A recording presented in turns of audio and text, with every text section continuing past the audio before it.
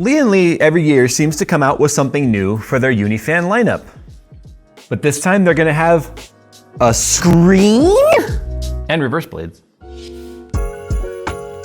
The new Fantex NV9 brings a sleek chassis with near seamless tempered glass panels and optimal airflow to your desktop. Fitting up to 11 140mm fans and room for 420 and 480 radiators, its unique interior allows flexibility for up to SSI EEB motherboards and oversized graphics cards while maintaining a clutter-free look, all due to its thoughtful design and layout. The removable lower fan bracket can be reversed to angle the position of the lower fans, and its integrated DRGB lighting can be expanded upon with an optional kit and can be controlled with or without the need for standalone software. For more information and to see the full list of specs, follow the sponsored link in the description below. Okay, so what we're gonna look at today are the brand new TL LCD Unifans from Lian-Li. We'll do kind of a quick overview. Damn, they're heavy. Anyway, we'll do kind of a quick overview of what's different versus the other fans, kind of the evolutionary upgrades, and then we'll take a look at obviously the LCD screen. So these are the original Unifans right here. This was the fan that sort of changed everything when it came to like interlocking fans, having lighting that sort of spanned the array rather than just copying the effect to each individual fan. You could go up to 4 fans linked together per channel. The controllers had 4 channel, which means that you could have 16 fans all working independent from each other and linked together with lighting effects that could sync across all of them, which was really nice. There were some things that obviously had to sort of improve though, like for instance, the lighting effects were a little bit on the dim side, but they were a really good first attempt at really changing the way fans were done. Then they came out with like the AL, which is this guy right here, which had this illuminated hub ring, and as well as a machined centerpiece, which made the hub look fantastic. But as you can see, the Unifan SLs did not have any illumination on the blades themselves. It just had sort of this outline ring that would line up on both sides. Oh, what I forgot to mention too is the lighting was on both sides of the fan. So it didn't matter if they were exhaust or intake, you would always see your lighting, which is really, really nice. So these sort of took it a step farther where you had this nice machined covers for the hub and stuff. It just now illuminated the blades. So if you had the blades turned as a, exhaust facing your system, and this is the side you saw, it wasn't ugly. You didn't see ugly writing and stuff on the hub, which unfortunately the new ones kind of have, but we'll talk about that in a sec. But you would have this illuminated ring, and then you also had lighting sort of built into the edges right here, and then the whole hub or the whole fan blade array lit up because the lighting was in the hub, which was really nice. Then we also came out with the Infinity Fan, or the INF. These are a little dirty right here, but you had an infinity mirror effect inside the side of the fan right here, as well as the hub of the fan right here. And they do that just through mirrors. Mirrors is how they do that.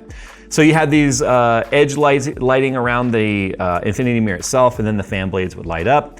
We had rubber corners here that were designed to give a vibration reduced connection to the chassis or the AIO or the radiator or whatever, or the heat sink, whatever it may be.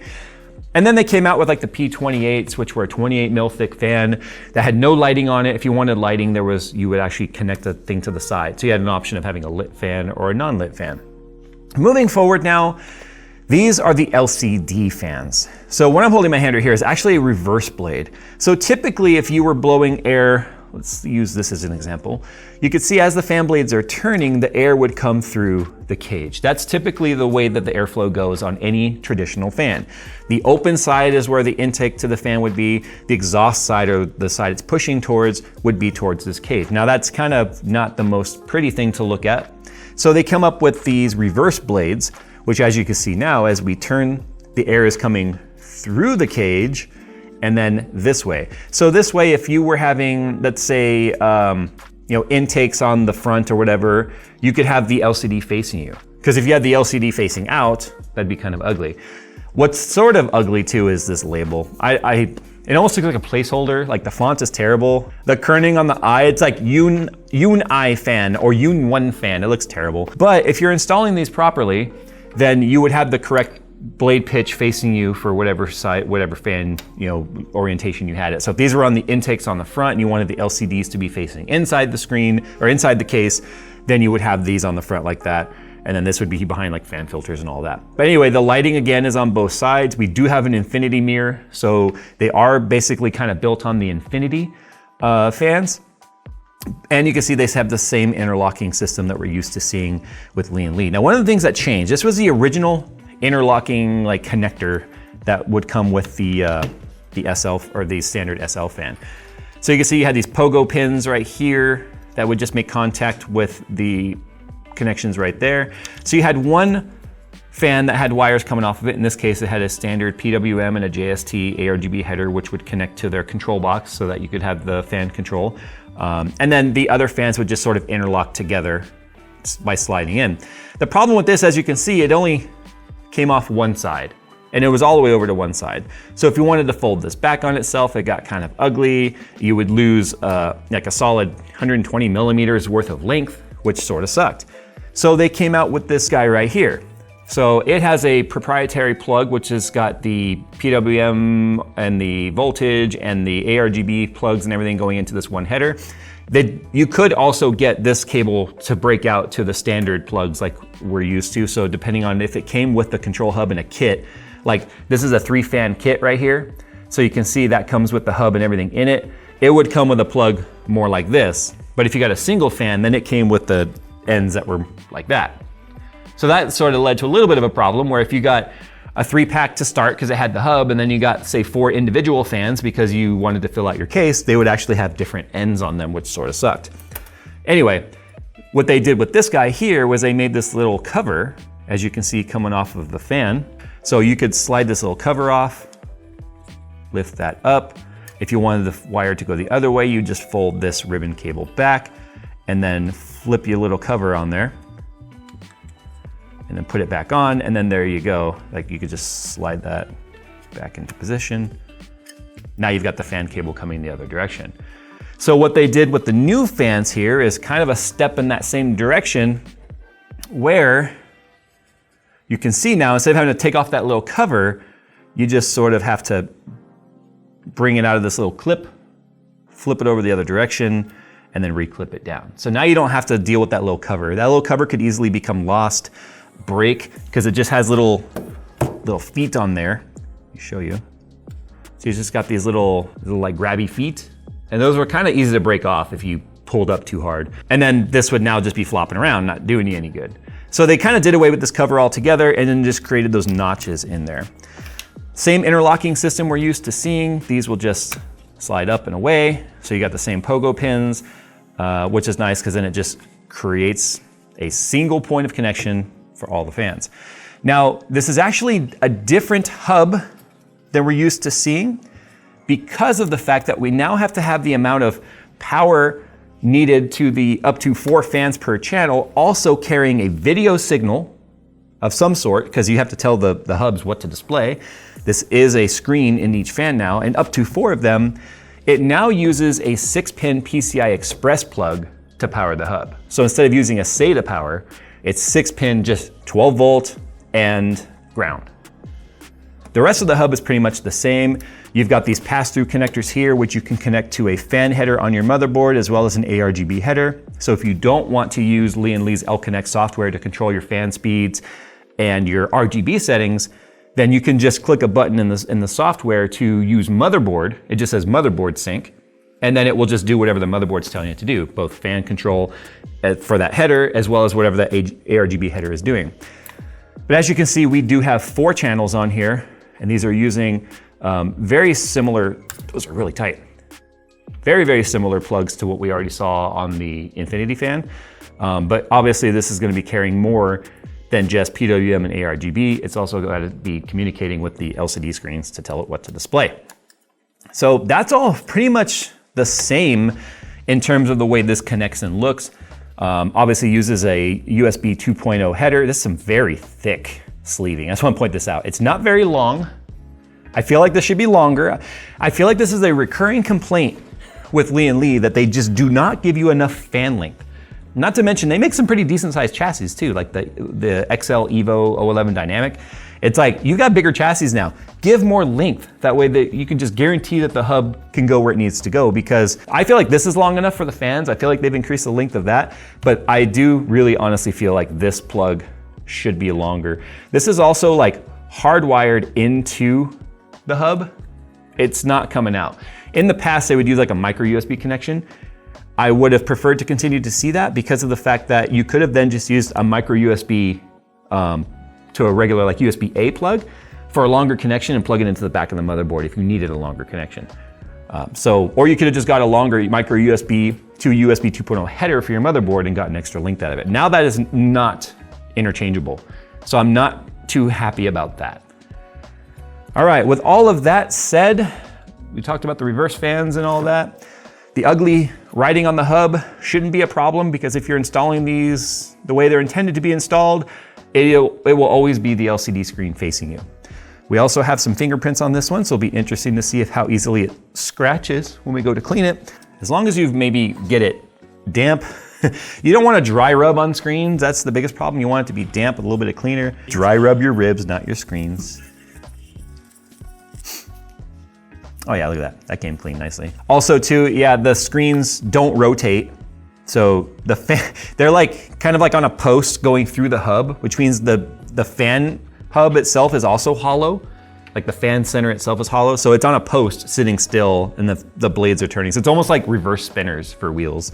So as you can see, the screens do not rotate. All right, let's turn it on and see what we got. So you can see on startup, initially what we get here is just a white Lian-Li logo.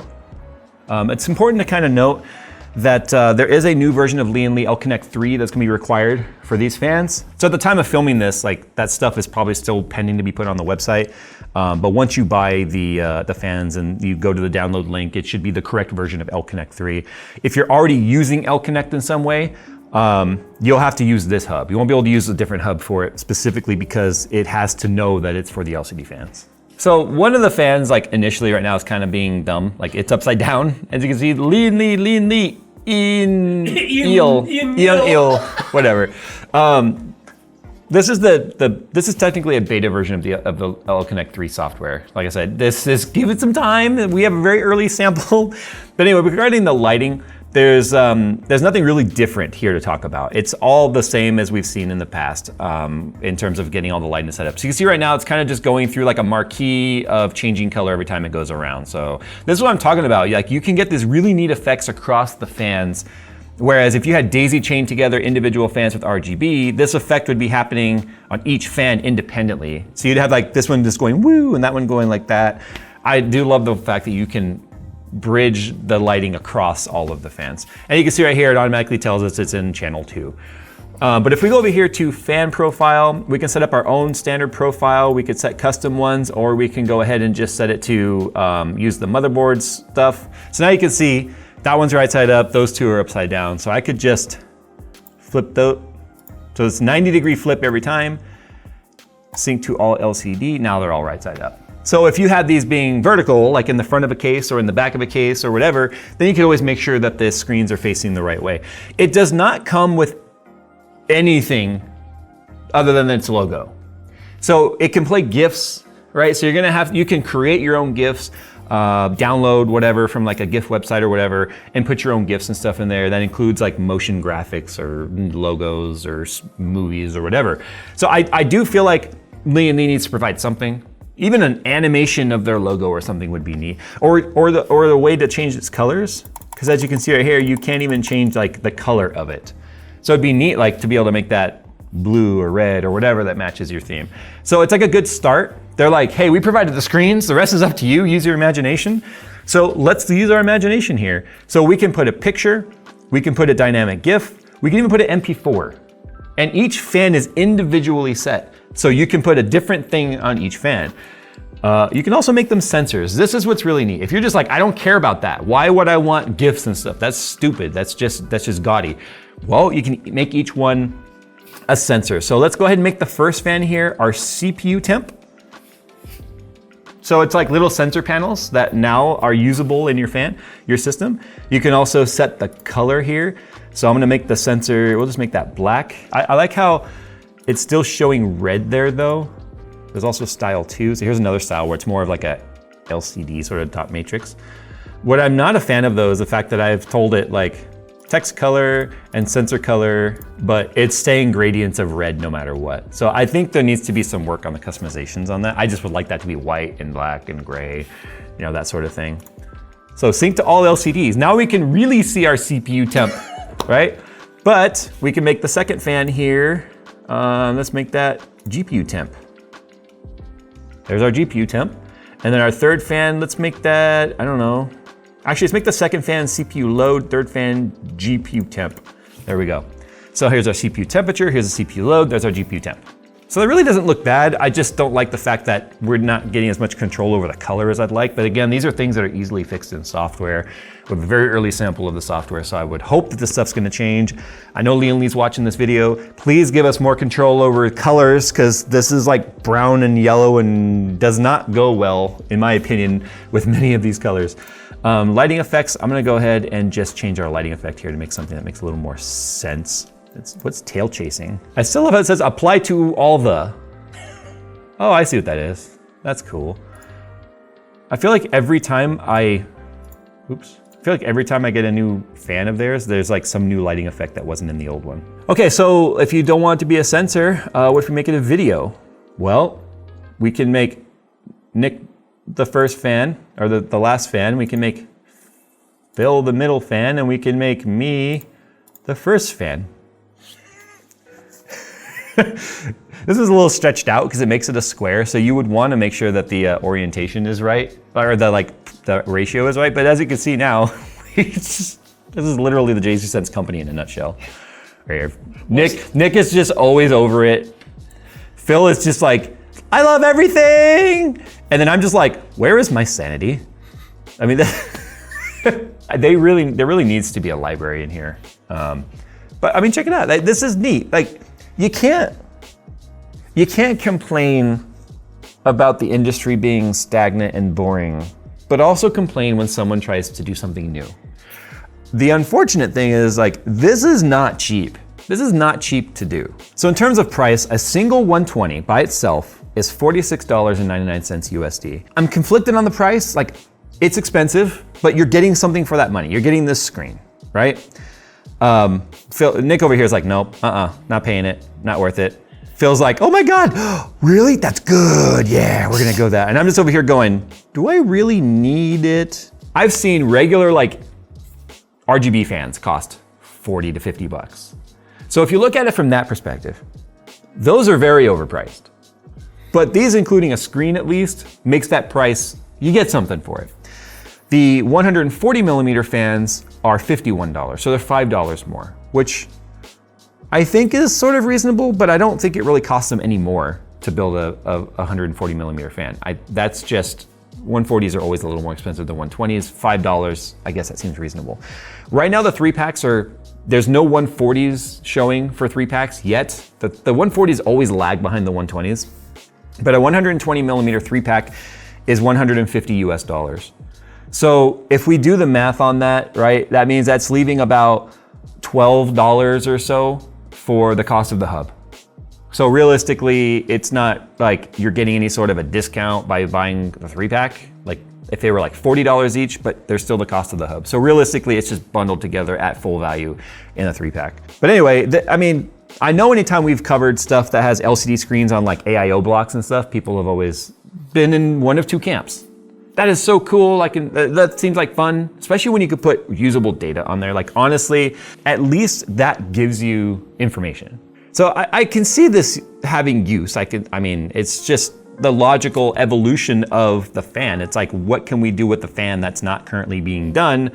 There's some work to be done on the software though. Like there's no reason why black and white should do nothing. Again, easy fix with software. I think that's something that they heavily need to look into. Yeah, there you go. Lian-Li fans have been incredibly popular and they continue to evolve their designs and stuff. I'd like to see this though with the standard non-infinity mirror. I'd love to see them with this style on there. I'm personally not the biggest fan of the infinity mirror because you wipe it down and it does tend to want to scratch. They do have little like screen protectors you can put on there. Which means they're obviously aware that they scratch easy. So I don't know if there's a way to be able to manufacture a different material that is more scratch resistant, but I'd love to see them in this sort of option as well with just the lighting, the diffused lighting bar built into it. All right, there we go guys. Sound off down below how you feel about this. Is it just a super overpriced, gimmicky, unnecessary thing? Or do you think it's something that is worthy of making its way in your system? And I'm curious as to how you would use it. Would you use it as sensor panels? Would you do neat GIF animations? Would you do something memey like we showed with our faces? Yes, our faces are memes. Nick. Nick!